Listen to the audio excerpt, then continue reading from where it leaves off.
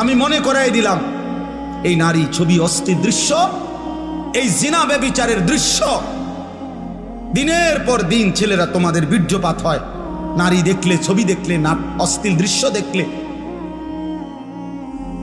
হারাম ছবি দেখলে, হারাম কল্পনা করলে, নিজের হাত নিজের লজ্জাস্থানে হারাম ব্যবহার করলে বীর্যপাত হয়, আর এতে করে শরীরটা অপবিত্র থাকে, নাপাক থাকে, আল্লাহর লানত বর্ষিত হয়। লা ইয়াজনি জানি হিনা ইয়াজনি ওয়া হুয়া মুমিন, নবী সাল্লাল্লাহু আলাইহি সাল্লামের বিশুদ্ধ হাদিস। জিনাকারী যখন জিনা করে সে মুমিন থাকে না। তোমরা কিশোর নওজোয়ান যে পরিমাণ নারী ছবি মোবাইল অস্থির দৃশ্য, আমার বাপ তোমরা যে পরিমাণ ব্যস্ত হয়ে গেছো, এমনি একটা জাতি টিকে না। এত বেনামাজি নিয়ে একটি সমাজ, আল্লাহর রহমত আসবে না। যে কোনো মুহূর্তে বাপ আযাব আসবে। তুমি নারী দেখো, মোবাইল দেখো, তোমার চুলের ফ্যাশনই শেষ হইল না, আর তুমি এক ওয়াক্ত নামাজের সেজদা দিতেও রাজি না। তুমি প্রত্যেক আজানের সাথে সাথে কুত্তা যেমন খেউ খেউ করে আজান দিলে, আর নাফরমান বেনামাজিও আল্লাহকে বৃদ্ধাঙ্গুলি দেখায়, এই মাওলা আরো দিতে পারবা আজান, আরো ডাকতে পারবা, আমি বেঈমান সেজদা দিতাম না তোমারে।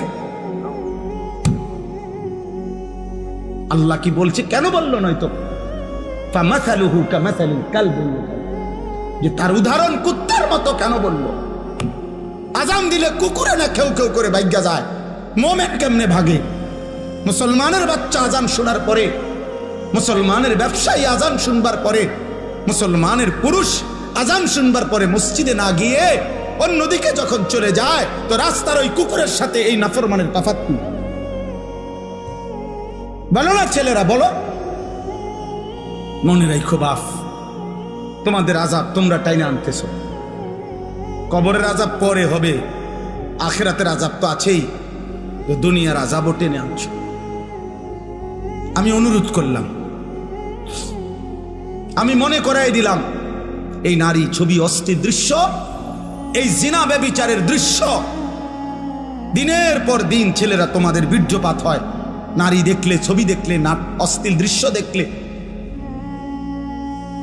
হারাম ছবি দেখলে, হারাম কল্পনা করলে, নিজের হাত নিজের লজ্জাস্থানে হারাম ব্যবহার করলে বীর্যপাত হয়, আর এতে করে শরীরটা অপবিত্র থাকে, নাপাক থাকে, আল্লাহর লানত বর্ষিত হয়। লা ইয়াজনি জানি হিনা ইয়াজনি ওয়া হুয়া মুমিন, নবী সাল্লাল্লাহু আলাইহি সাল্লামের বিশুদ্ধ হাদিস। জিনাকারী যখন জিনা করে সে মুমিন থাকে না।